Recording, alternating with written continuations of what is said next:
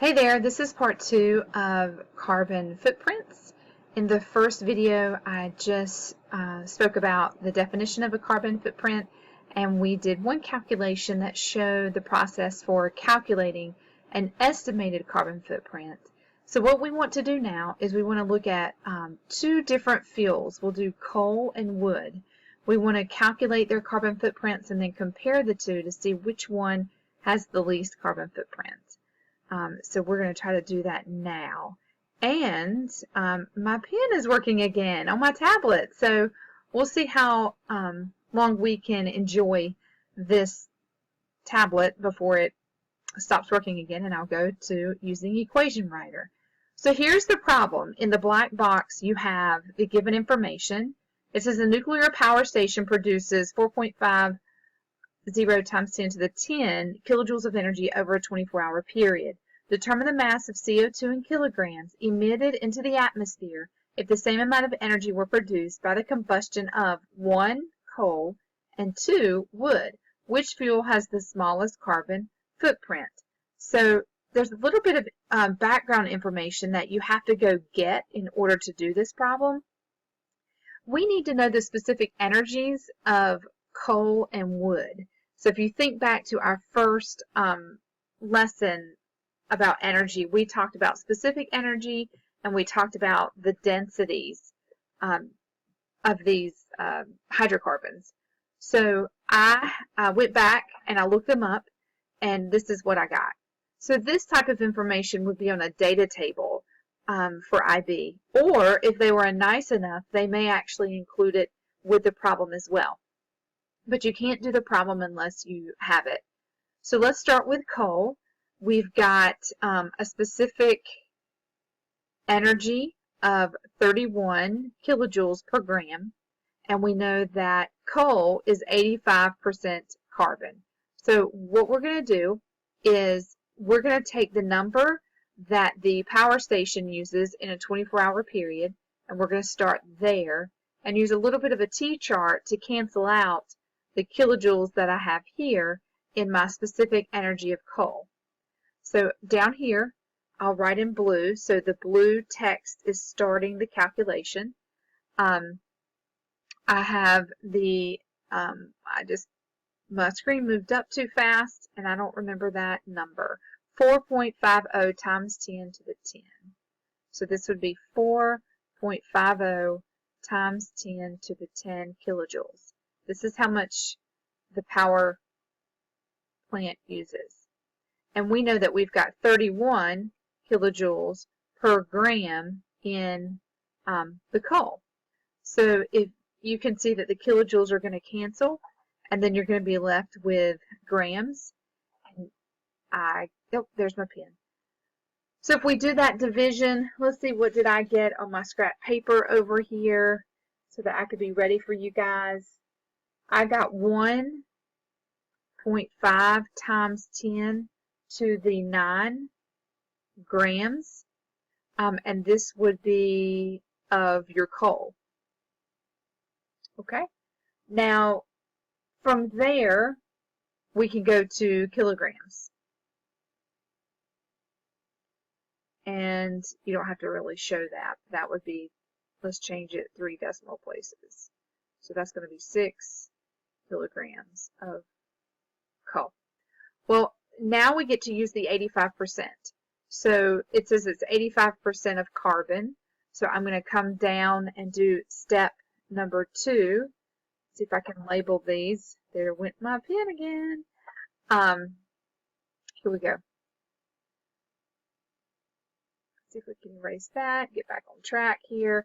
So I'm going to go ahead and change the 85% into a decimal and just multiply it by the number of kilograms of coal that I calculated previously. There we go. And then here I got that this was 1.3 times 10 to the 6 kilograms here. And this is of carbon now. And the reason I need to label this really well so that you can see this. because this percentage is of carbon, you can go ahead and cancel out your name tag there so that you have, wow, my pen is going crazy. This is now of carbon and not of coal. Does everybody see that difference? In step 1, we were working with coal. In step 2, we now have changed it to carbon. And we're halfway there because we're trying to find the carbon footprint. So we're looking for CO2. So let's do step 3. And then step 3 is kind of a little bit of stoichiometry back and forth. So we know that this would be your kilograms of carbon. And if you can do this in your head, feel free, go for it. I'm going to write it down so that you know where I am. We've got 1 kilogram in 1,000 grams, and then my molar mass of carbon would be 12.01 grams, and I'm going to do 1 mole of carbon, because I know that in CO2 there's 1 mole of carbon per molecule of carbon dioxide. So this would be carbon, and this is carbon. And then now I'm going to switch to moles of CO2, and this would be 44.01 grams of CO2. And they need my answer to be back in kilograms to compare the numbers. So now we're going to do 1,000 grams over 1 kilogram. And you can see that you can do a lot of unit cancellations now. So you've got kilograms will cancel with kilograms, and then your gram cancels with gram, your mole cancels with mole. And if you do all of that math, multiply everything across the top, multiply everything across the bottom, and then you'll have a fraction, and then simplify that fraction. And I'm getting 4.8 times 10 to the 6 kilograms of CO2. And let me make sure you understand this little switcheroo that I did right here. Okay, we know that in 1 mole of CO2, we have 1 mole of carbon. There's not a subscript down here for carbon. If you look right there, it's understood 1. So that's how I'm able to say 1 here. And so therefore it's a 1-to-1. That created like a little bridge between the element carbon and the compound CO2. So this is the final answer here. I'm going to highlight that so that we can see it clearly later. Okay, so we're going to do this whole process again, but we're going to use wood now. So your wood is your 22 kilojoules per gram, and then it's 45% carbon. Okay, get this moving up.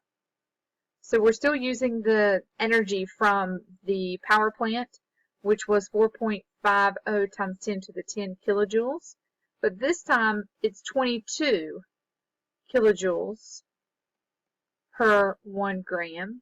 So this would give you an answer. Let me make sure that was right for wood. It is. So come over here to my little calculation sheet, and I've got 2.0 times 10 to the 9 grams, and I'm just going to go ahead and change that to kilograms. 2.0 times 10 to the 6 kilogram. Okay, and this is for wood. So we go back up and we see the percentage would be 45%. So I'm going to come down and put my calculation of the 45%, which I've already changed to a decimal there. This would be kilograms of wood. And therefore, this number that we're going to find now, it's for carbon because of the 45% of carbon. So this would be 9.0 times 10 to the 5th kilograms of carbon. And then we're going to do that same long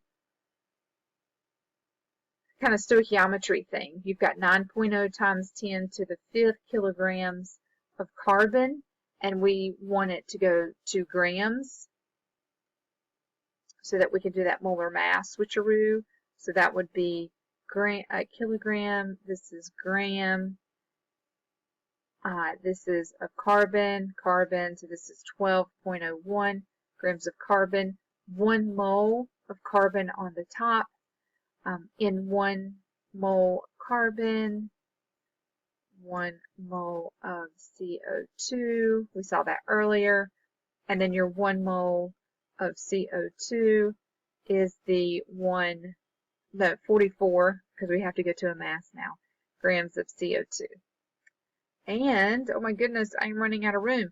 So we've got your 1,000 for your gram, and then your 1 kilogram to get it back into kilograms. And if you multiply everything across the top, everything across the bottom, do your math, you should get 3.3 times 10 to the 6 kilograms of carbon. And so let's take this answer and circle that answer. Okay?